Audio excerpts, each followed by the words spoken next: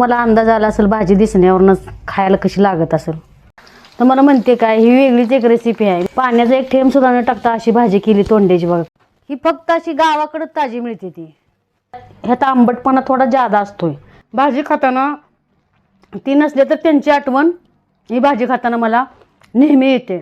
नमस्कार, आटकीच्या रेसिपीमध्ये तुमचं मनापासून स्वागत. एक नवीन वेगळीच रेसिपी करणार आहे आज डब्यासाठी. गावाकडची आठवण म्हणून एक आज मी रेसिपी करणार आहे. काय गावाकडची आठवण चला तुम्हाला दाखवते. हे आणले ती मी बाजारातनं, पाव किलो तोंडली आणली ती. ज्याला माहीत आहे त्याला लगेच ओळखायला येतंय. ही फक्त अशी गावाकडं ताजी मिळते ती, कारण ह्याचा येल गावाकडं कुठं पण येतो, ही गावाकडंच मिळते ती. तर आपण आज ह्याची का नाही सुक्की भाजी करणार आहे. डब्यासाठी ह्याची भाजी तयार करणार आहे. ही थोडा गरम मसाला, ही धनिया पावडर आहे, ही थोडी काश्मीरी मिरचीची पावडर आहे आणि ही थोडीशी हळद आहे. ही एवढा एक आल्याचा तुकडा, एवढं लसूण ह्याची मी काढून पेस्ट करते. फोडणीपुरता कढीपत्ता आहे, तेलशी वरण टाकायला ताजी ताजी कोथिंबीर घेतली. भाजीत टाकण्यासाठी ही शेंगदाणा येतं, ही बारकी वाटी भरून घेतली. तर आणि त्या भाजीची चव वाढवण्यासाठी ही थोडी साखर घेतली, ही थोडं मीठ. आणि दावायचं राहिलं मेन म्हणजे ही 3 कांदा, त्यात कांदा पण टाकायचा, भाजी खायला चांगली लागते. ही तोंडली असताना थोडी थोडी आंबूस वाणावर राहते म्हणून मी ह्यात टमाटे टाकत नाही. पाणी ओतून जरा घासा घासून धुते. अशी चांगली धुवून घेतली, त्या ताटात काढून घेते. ही पुढचा बी देठ काढते तोंडल्याचा, मागचा बी थोडासा काढून टाकते. असं थोडं थोडं काढून टाकायचं आणि असं चिरून घेते म्हणजे एका तोंडल्यात 4 भागा करते. असे 4 पुडी करते हो अशा. ही तोंडली नाही पिकल्यावर आंबट गोड अशी लागते ती, कारण मी माझ्या लहानपणी खाल्लं ही, मला माहिती ही कसं लागतंय. सगळी तोंडली मी असं चिरून घेते. ही थोडं असं पिकलेलं आहे, तुम्ही म्हणसाल घ्यायचं नाही, ही पण घ्यायचं, खायला चांगलं लागतंय. ह्यात आंबटपणा थोडा जादा असतोय, पण ही टाकून द्यायचं नाही, घ्यायचं. सगळी तोंडली अशी मी चिरून घेतली. तेल तापलंय, शेंगदाणा भाजून घेते. चांगलं शेंगदाणा असं तळून घेते ह्यातनं तेलातनं. शेंगदाणा तळून घेतलं ना भाजी खायला लय मस्त लागते, म्हणून असं शेंगदाणा तळून घेते. शेंगदाणा तळून झालाय, आवाज येतच असेल तुम्हाला, चटचट वाजा लागले. शेंगदाणा काढून घेते. आता तोंडलं तळून घेते, कारण कसं आहे ही उकडून घेण्यापेक्षा तळलं ना भाजी खायला खमंग लागते. आता थोडं धुल्यामुळं ती तेलाचा आवाज लय असा चरचर येईल, पण आता काय विलाज नाही, तळून तर घ्यावं लागते. ह्यात पडदिशी ठेवायचं आणि बाजूला व्हायचं, अंगावर तेल उडून येत नाही.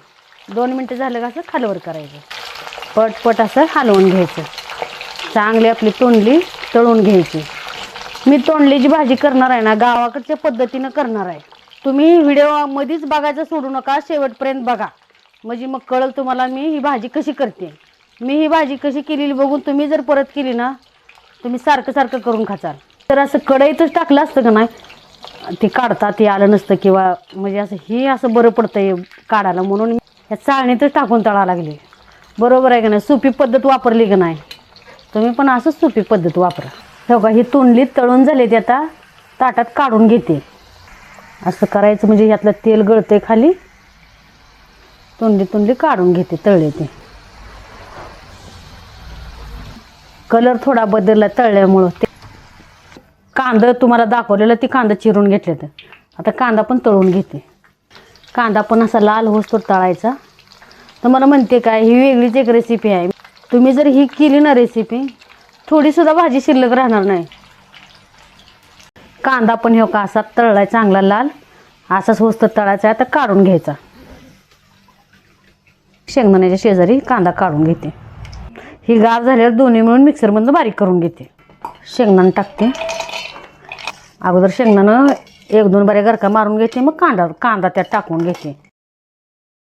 काढून घेते ह्यात शेंगाचा कूट सगळा काढून घेते. ह्यात कांदा टाकते. ह्यात कांदा पण मिक्सरमधून बारीकच करून घ्यायचा. कांदा बारीक केलाय बघा, असा बारीक झालाय कांदा.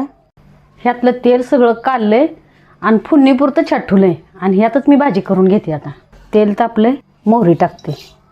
मोहरी तडतड करतावर जिरी पण टाकून घेते. आले लसणाची पेस्ट टाकते.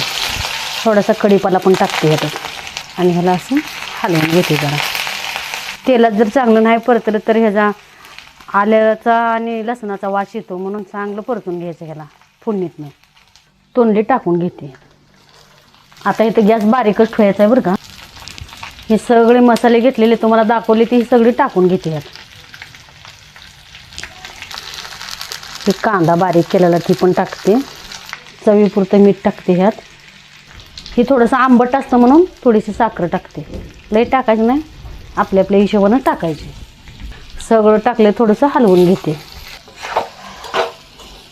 शेंगाचा कूट टाकते. आता एकदम बारीकच गॅस ठेवायचा, गॅस मोठा ठेवायचा नाही. सगळी मसाले आपले करपून जातील. थोडंसं घरचं काळं तिखट टाकते. सगळं असं मिसळून घेते. कोथिंबीर टाकते. आमच्या घरी आम्ही अशी सारखी सारखी भाजी करतो. सगळ्यांना, आमच्या घरच्याशांना सगळ्यांना आवडते. आता आपण तळून घेतल्यामुळं ह्यात पाणी टाकायची काही गरज नाही. बारीक गॅसवर 5 मिनटं ठेवायची अशीच भाजी होते. गॅस पाक बारीक केला आहे बघा. 2 मिनटं झाकून ठेवले. 2 मिनटं झाले ते उघडून बघूया. झाकून ठेवल्यामुळं पाणी सुटले, जरा ताटाचं पाणी पडले. त्यात आपण पाण्याचा एक थेंब सुद्धा न टाकता अशी भाजी केली तोंड्याची. बघा कशी झाली, दिसायला पण कशी दिसते. पाण्याचा एक थेंब सुद्धा न टाकता अशी भाजी केली तोंड्याची. बघा कशी झाली, दिसायला पण कशी दिसते. झालं तर आपली भाजी खाण्यासाठी तयार आहे बघा. आमच्याकडं आठवड्यातनं एकदा 2 वेळेस तर अशी केली जाते भाजी आमच्या इकडं. तुम्ही सुद्धा एक वेळेस नक्की करून बघा ही अशी भाजी.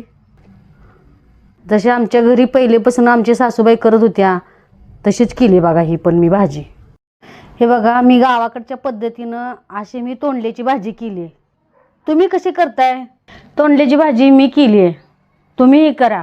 मी केलेली पद्धत आवडली तर तुम्ही पण एक वेळेस नक्की करून बघा. तुम्ही ज्या पद्धतीनं करताय मला कमेंटमधनं सांगा कशी झाली ही भाजी. चॅनलवर अजून तुम्ही नवीन असाल, सबस्क्राईब केलं नसतं तर पटदिशी सबस्क्राईब करा, लाईक करा, शेअर करा. आणि ही भाजी कशी झाली खाऊन सांगते.